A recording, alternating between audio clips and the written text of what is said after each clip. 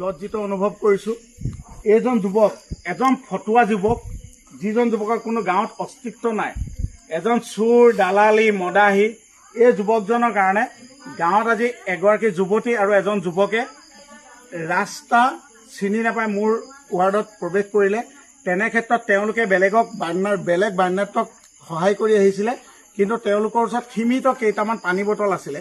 পানী বটলকেইটা দি অহা অৱস্থাত এইজন যুৱকে অভদ্ৰামী কৰিছিলে, আৰু যিটো আজিৰ তাৰিখত ছ'চিয়েল মিডিয়াত, সামাজিক মাধ্যমত ভাইৰেল হৈ আছে, যিটোৰ কাৰণে আমি আজি লজ্জিত। বহুত অভদ্ৰামী কৰিলে, তাৰ কাৰণে আজি আমি গোটেই গাঁওবাসী ইয়াত সমবেত হৈ এইজন যুৱকক আমি যি গাঁওবাসী হিচাপে শাস্তি দিব লাগে আমি দিছোঁ। গতিকে অসমবাসীৰ ওচৰত আমি সম্পূৰ্ণৰূপে লজ্জিত আৰু আমি ক্ষমা বিচাৰিছোঁ।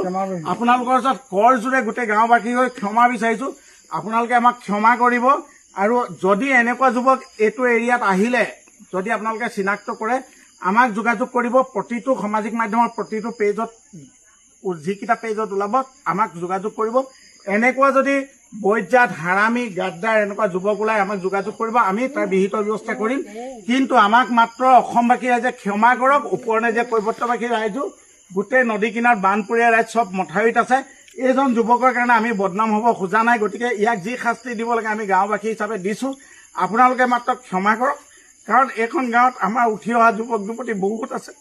বহুত মানুহ আমাক সহায় কৰিবলৈ আহি আছে। এনেকুৱা যুৱকৰ কাৰণে যাতে মোৰ গাঁওখন, মোৰ উঠি অহা যুৱক যুৱতীসকল লজ্জিত নহয়। গতিকে আপোনালোকে আমাক ক্ষমা কৰি দিব।